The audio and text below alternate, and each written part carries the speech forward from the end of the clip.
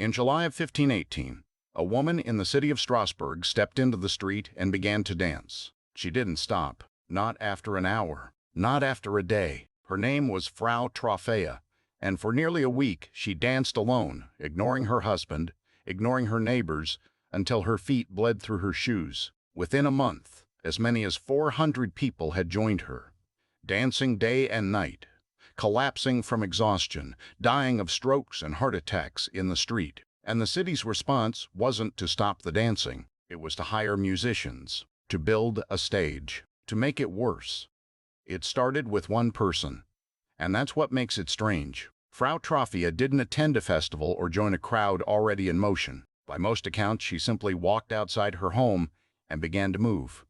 Convulsive, rhythmless, without music. Her husband begged her to stop. She didn't, or couldn't. Neighbors gathered to watch a woman dance herself toward collapse.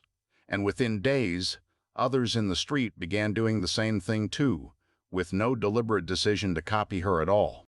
The numbers had increased into the dozens, and then the hundreds by the time city officials became aware of the situation. In the sweltering July heat of Strasbourg, people danced without nourishment, rest, or seeming control over their own limbs. A few let out screams. Some appeared to be in a trance, moving as though their body were being controlled by something else, their eyes vacant. There was only one possible explanation for the city's actual, obvious physical crisis.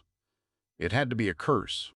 Medieval Strasbourg believed in a specific patron of this exact affliction. Saint Vitus, in the folk religion of the period, was understood to have the power to curse the unfaithful with compulsive, unstoppable dancing. So when city physicians and clergy looked at hundreds of citizens dancing themselves to death, they reached for a remedy that fit the diagnosis they'd already settled on. If this was St. Vitus's curse, the cure was to let it run its course, to dance it out.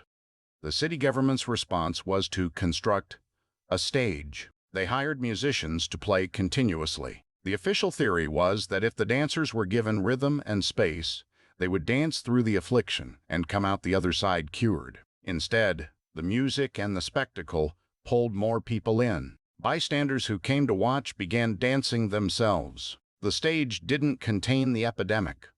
It became a stage for recruiting new victims, in front of the very authorities trying to stop it. It took weeks before officials reversed course, banned public music and dancing, and forcibly removed the afflicted to a shrine dedicated to St. Vitus, where they were given small crosses and red shoes, both believed to have protective power. Only then, gradually, did the dancing stop. Whether that was the cure working, or whether the epidemic had simply run its natural course, no one at the time could say. To understand why a curse explanation took hold so completely, you have to understand what Strasbourg looked like in 1508. This wasn't a city at peace, interrupted by a strange omen. It was a city already buckling. Crop failures and famine had pushed grain prices brutally high. Disease, smallpox, syphilis, recurring waves of plague moved through the population in cycles the city couldn't get ahead of. People were malnourished, frightened, and primed to believe that something beyond ordinary explanation was responsible for their suffering. This is the layer most retellings skip.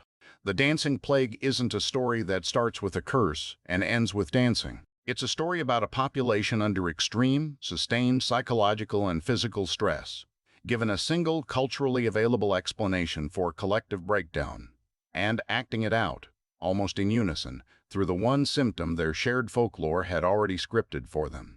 For centuries, the prevailing theory was simpler and more ominous.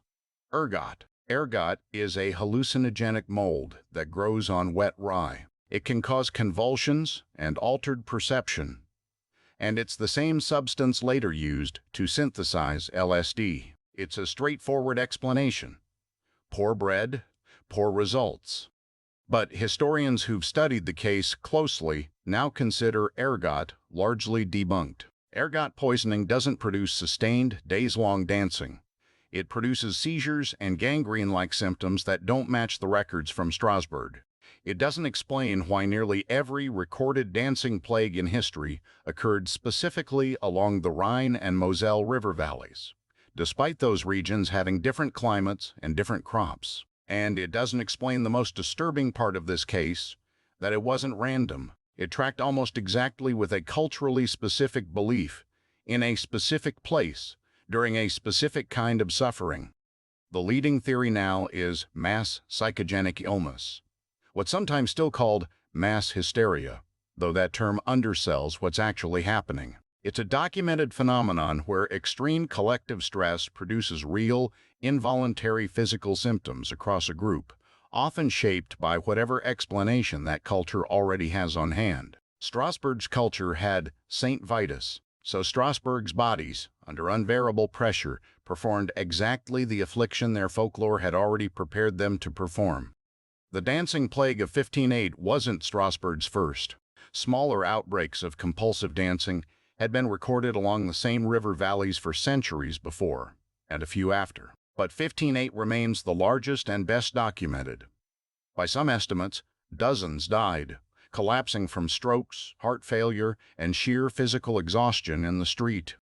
What lingers about this case isn't the dancing itself. It's how completely the explanation shaped the outcome. A city facing a genuine mental health crisis reached for the only framework its faith gave it.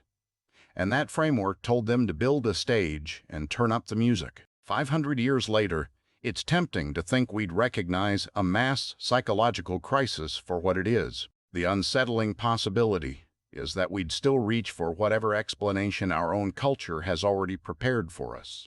And that explanation might be just as wrong. If this happens once, it's an event. If it happens again, on the same river, to the same kind of suffering, it's a pattern. Patterns don't need a curse to keep repeating.